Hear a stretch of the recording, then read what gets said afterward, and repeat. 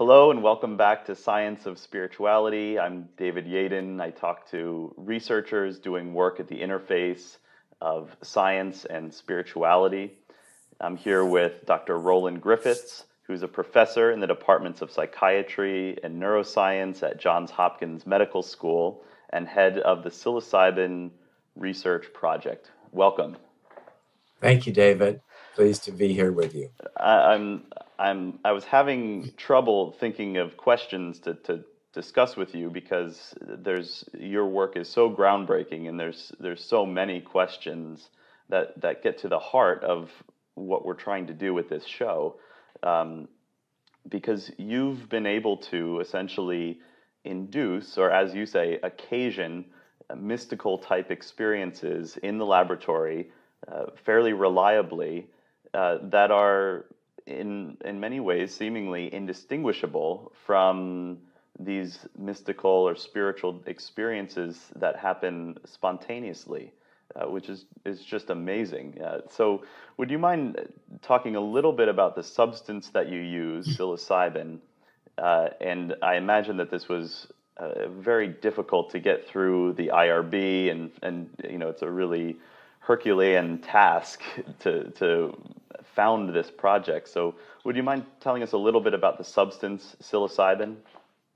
Yeah, let me just make one comment about this basic effect. It is pretty amazing, and it's completely amazing to me as well. I stumbled into this area as a psychopharmacologist, having taken up meditation as a practice, gotten interested in spiritual experience, meditation, mystical type experiences, and then turned the focus of my research to psilocybin, which is a classic serotonergically mediated hallucinogen of the LSD type.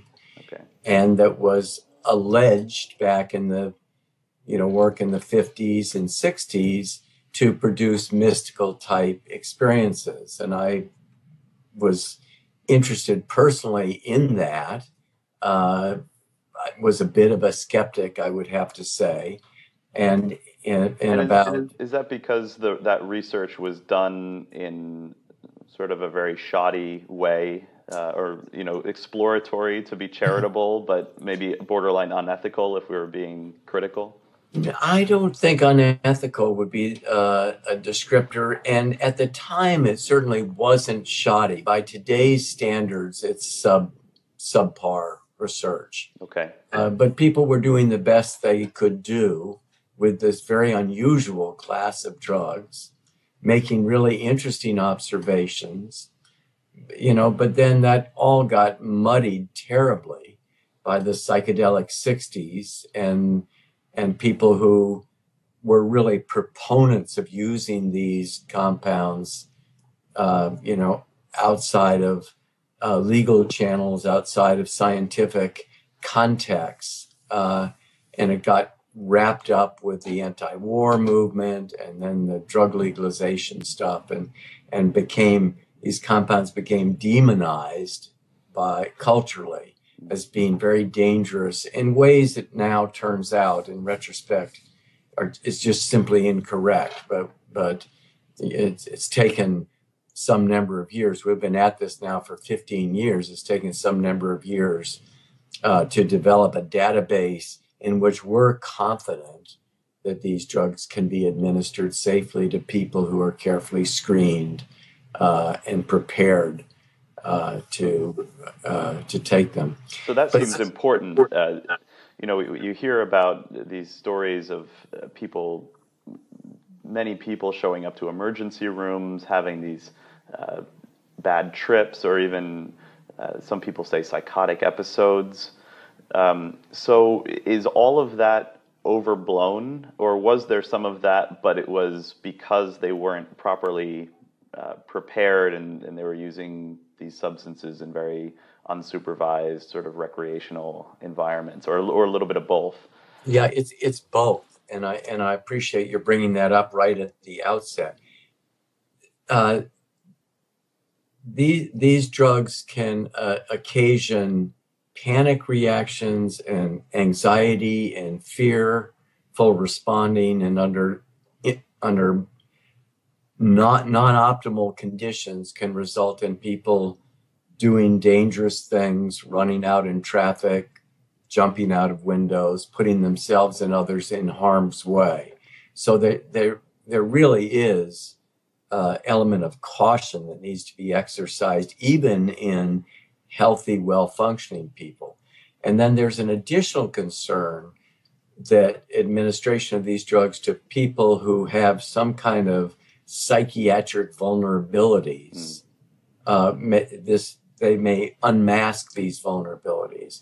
And in particular, I think we're probably most concerned about people who have some dispositional characteristics toward psychotic disorder, schizophrenia.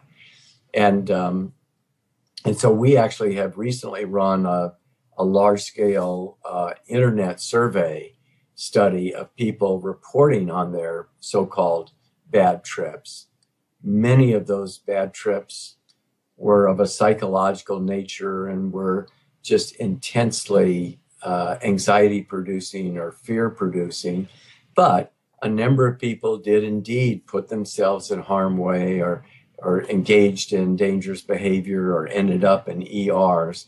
And a very small number of people ended up with at least claiming that onset of enduring psychotic illness was associated with ingestion of these substances. So I think it would be very misleading to suggest that those are not possibilities. And it really underscores the importance of the careful screening that people undergo and the kinds of controls that we and other centers can provide in administering these compounds. So it sounds like you're not endorsing in any way the recreational widespread use of these substances. Yeah, absolutely not. I think they're very powerful substances. They have a lot to teach us about the nature of consciousness, the nature of spiritual experience. I think that the nature of some kinds of real transformative changes, and there are very interesting therapeutic applications that we're exploring. And we'll get to those. Just one thing before we do, you mentioned you've been conducting research on the number of so-called bad trips or adverse reactions. What's the order of magnitude there? I mean, how many people in your very controlled settings are having what you'd call a serious adverse reaction or a so-called bad trip? Well, there's a difference between a serious adverse reaction and a bad trip. Okay. So it's actually not uncommon for people to endorse having experiences that are among the most fearful or anxiety producing of their lives. But sometimes those are short-lived experiences, maybe less than a minute. It could go on for several minutes or even an hour. But even people who have such experiences, it's almost like a dark night of the soul experience. Very often those experiences turn out to be remarkably interesting and informative to them. And so the entire session experience, which can last 5 hours, may turn out to be one that's deeply meaningful, spiritually significant, in spite of having had periods of significant anxiety. But to answer explicitly, even under our conditions in which we very carefully screen people and we prepare them and they have 2 session monitors with them throughout the period of time, even among that group of people, we have about 30% who will endorse having experienced among the most anxiety producing or fearful experiences of their lives. So by no means can we suggest that those are inescapable components of what can be occasioned with these experiences. And it's really remarkable from a psychological perspective. I mean, so many of the studies that we do are so small in magnitude. and what you're doing in your laboratory is really intensely, viscerally, subjectively important experiences. It's really remarkable, and so there's this risk. I imagine any kind of visceral, subjective experience carries the risk of somewhat adverse reactions. Although you're saying that some of the adversity experienced may actually play into the therapeutic benefits, which are surprisingly many. So what are some of these benefits associated with these sessions? Well, let's see. So the majority of people who have psilocybin under these control conditions report both immediate and sustained increases in well-being and life satisfaction, positive changes in attitudes, moods, and behaviors. They rate retrospectively these experiences to be among the most personally meaningful and spiritually significant experiences of their entire lives. And we're talking months afterwards. Yeah, so that's that's amazing. Well, it's amazing to me as well. So being a psychopharmacologist, having worked with lots of different psychoactive compounds, mostly compounds of abused kinds of compounds. And caffeine as well, right? I know that. Caffeine as well. But high doses of opiates and stimulants and various sedatives and other atypical psychotropics. But psilocybin, and I'm imagining other compounds from this class, is unique in occasioning experiences that have this noetic quality, and the attribution to that experience after the fact, that people have encountered something of deep value, meaning, and importance in their lives, and that memory of that experience, whatever that encounter is really carried forward. They reference that. So years after the experience, you'll say, well, what do you remember of that experience? And it's not uncommon for someone to say, I still think of that experience almost every day. Wow. It's like a touchstone experience for me. And then they'll go on to talk about the qualities that actually define the so-called mystical experience, the sense of unity and sacredness and truth value and knowledge of that, of knowing. And it's that attribution that people have learned something from that experience that continues to have meaning and applicability in their life today, that makes it so unusual and so potentially transformative. So that's really interesting. So, you're using criteria that William James laid down in the Varieties of Religious Experience, and which is kind of echoed down through the decades like a Jacob's ladder, these criteria, and they're used in various scales, and you're using them now. And you identified two parts of the experience that I think are really interesting and play into the topic of the show here. I mean, one is, I'm not sure if maybe I'll call it the syntax of the experience, that has this unity sensation, this feeling of connectedness, which doesn't necessitate any kind of intellectual content. But then this other part, the noetic quality, you're talking about learning something. And does that learning need to be spiritual or religious in some sense? Or do you think that also completely secular people would learn something in the same kind of way and get the same kind of benefits? Yeah, it's a great question, and it's one that we don't have a definitive answer to, but I have a bias toward thinking what the answer is. But let me just unpack that a little bit for you. Sure. many of our studies have recruited in people who already have interest in spirituality. So they have a predisposition toward being interested in matters spiritual, whatever that means, as broadly as defined as you can imagine.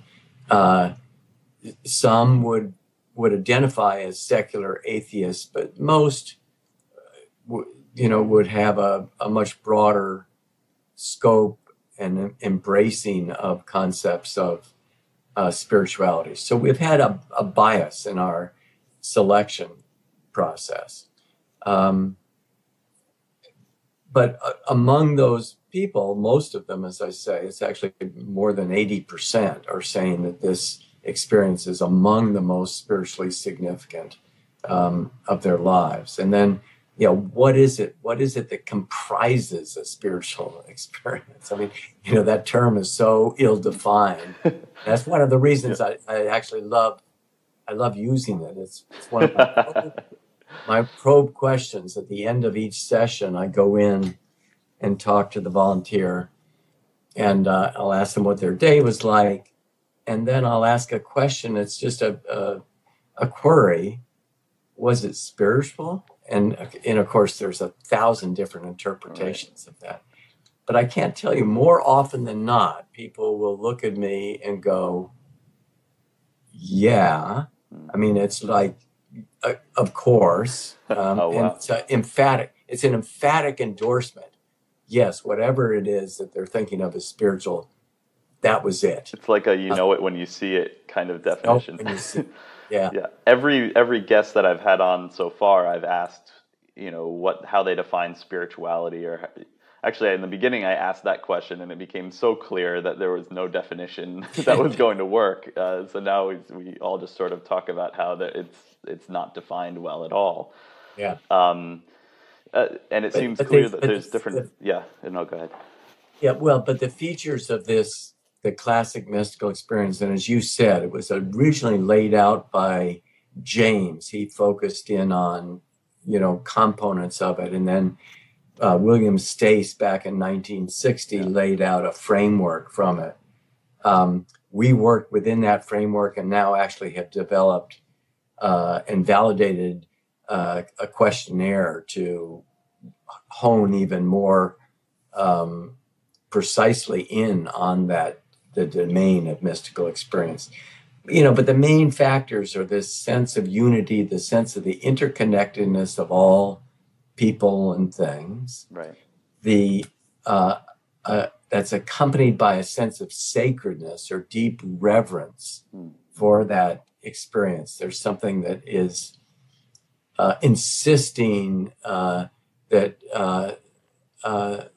there's reverence paid to this experience, whatever that means. I can't put that into words other than if you ask someone, was it sacred or does it deserve respect? It's absolutely.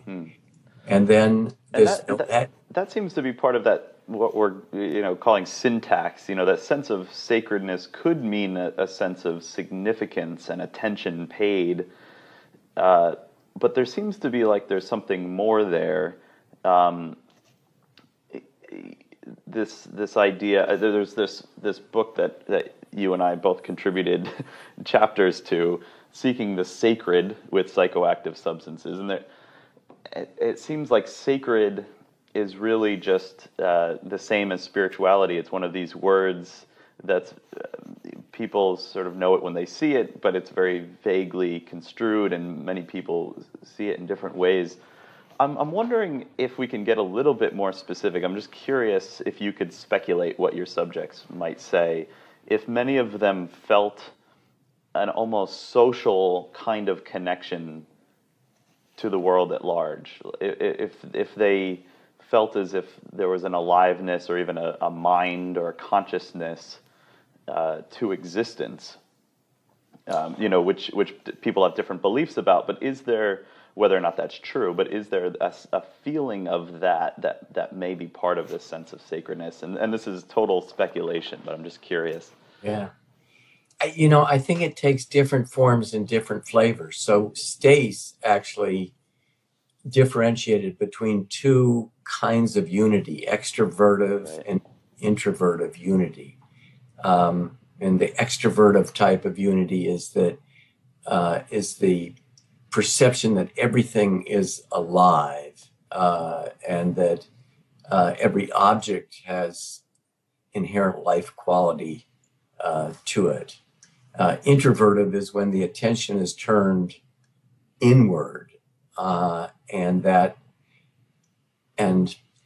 a sense of unity emerges out of the void of seeming nothingness, but that's full of everything, Right, right? right. It's like one of those Paradoxical Buddhist statements. Buddhist cones. And people can have different flavors of that. So some people will have out and out experiences that really map onto classic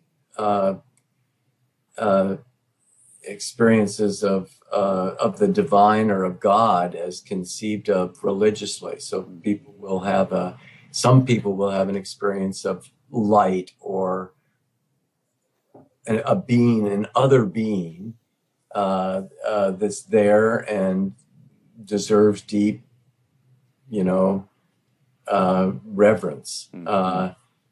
But others won't have that experience at all. They'll have this experience of sacred just in their perception of the external reality, or going inward, recognizing that everything exists from within. So and we haven't given psilocybin enough to people repeatedly to know whether those experiences within an individual would be reliable, or whether they would have different, flavors of that. Right, and maybe culture will play a role here. Of course, there's the constructivist and the perennialist accounts of this. I guess the common core thesis has been the attempt at a middle ground. Is that your sense that there's a common core of subjective qualities that are subject to change and different manifestations given one's cultural background and beliefs?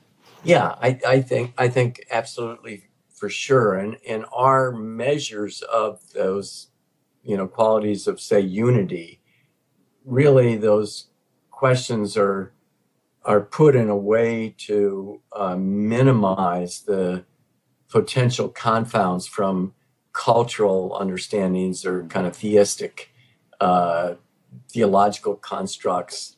So we wouldn't use the term God, for instance, encounter with God, but we might say an encounter with, ultimate reality, or something of Sure. that sort, which may not be right for some Right.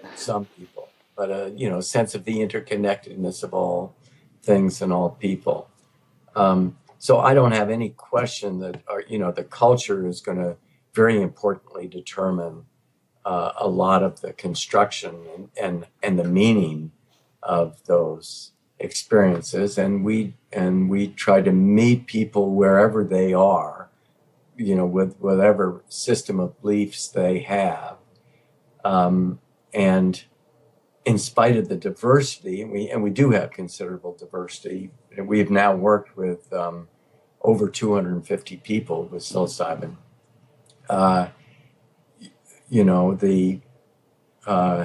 The quality of those experiences, as assessed by our mystical experience questionnaire, are very similar, and the meaning and spiritual significance attributed to that are very similar.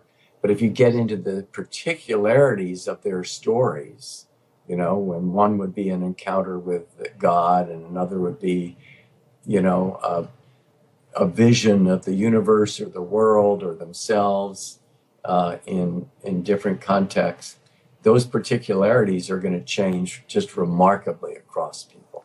And maybe even the intention of the session. We've been talking a lot about this mystical experience that these substances can reliably induce, which definitely seems to have a spiritual flavor, as you say. But I noticed that psilocybin is capable of altering one's score on the personality uh, characteristic of openness to experience. And it's very difficult to change a personality score. And so it's remarkable that you're able to nudge this number up. So people tend to become more open to experiences afterwards, which has been tied with other things like creativity, for example. Right. So it raises the question, if you're having a psilocybin session for the purposes of creativity, would that create a different experience than if you're doing a session for the purpose of having this mystical experience? And would the wires get crossed? I'm curious about the role you play and that intention plays in these sessions. Yeah, it's a great question, David. And again, we don't know the answer other than to say that, we're looking at different applications. So there different studies are focusing on different things. And just very briefly, we have a study in long-term meditators who are interested in delving more deeply into their meditation practice. We have a study running in religious professionals. These are priests or clergy from various religious traditions who are interested in just engaging more deeply with their spiritual roots. We've finished a study in cancer patients who are anxious or distressed secondary to their diagnosis of a life-threatening cancer. And we're also working with addicted people, in this case, cigarette smokers, who have repeatedly tried to quit smoking and failed. So these are very different contexts. Sure. And somehow intentionality is playing into at least some of the results that we get with that. So the smokers, for instance, maybe that's the clearest example. In the 1960s, when smoking was completely prevalent, and there were actually very few, if any, social prohibitions against smoking, plenty of people took psychedelics and continued to smoke cigarettes, so it didn't lead them to quit smoking. Under our conditions, where people are coming in, they want to quit smoking, and we marry essentially our psilocybin intervention with a cognitive behavioral therapy for smoking. And we tell them that this experience is going to be helpful to them to stop smoking. Then, lo and behold, about 80% of our people have been abstinent. And those abstinence rates are unheard of. These are pilot data so far, but the success rate is just way out of anything that ordinarily happens in smoking cessation. And so I think that it is possible to kind of bring in intention and wrap it around these psilocybin experiences to create unique and important therapeutic outcomes. Same with the with the cancer patients. These are people, of course, who are caught in the existential angst of facing their own mortality, and there's a little bit more transparency or face validity to the type of effect that we're getting, because if there is this sense of unity and a greater encounter with something that goes well beyond self, we can imagine how that might have healing or palliative effects. Sure. But indeed it does under those conditions. But I'm guessing that when William James talked about the mystical experience and in his varieties of religious experience, he talked about conversion reactions. Sure. People having opening experiences and converting to religions. What I think is we actually have a model system for creating these kinds of very salient, discrete experiences that under appropriate conditions and when harnessed to correct intentions and some kind of cognitive structure, can produce enduring and very positive behavioral changes. And that's why I think it's so fantastically interesting, because it's a window, if you will, onto the nature of these kinds of transcendent experiences that has all kinds of implications for understanding, religion, and how our cultures have embraced religious institutions, and why those then take on meaning. But then it goes well beyond that to accounting for other kinds of phenomena that people encounter, having opening experiences when wedded to a different kind of set of thoughts or beliefs, can produce very different kinds of effects. So I think it's fantastically interesting and ripe for systematic investigation. I agree, and I'll let that be the valedictory statement. So, Dr. Griffiths, thank you so much for talking with me today, and we'll continue to follow your research, and we'll post some links underneath this video to follow up on your work and even participate in some studies. So thank you so much. Great. Thank you very much, David.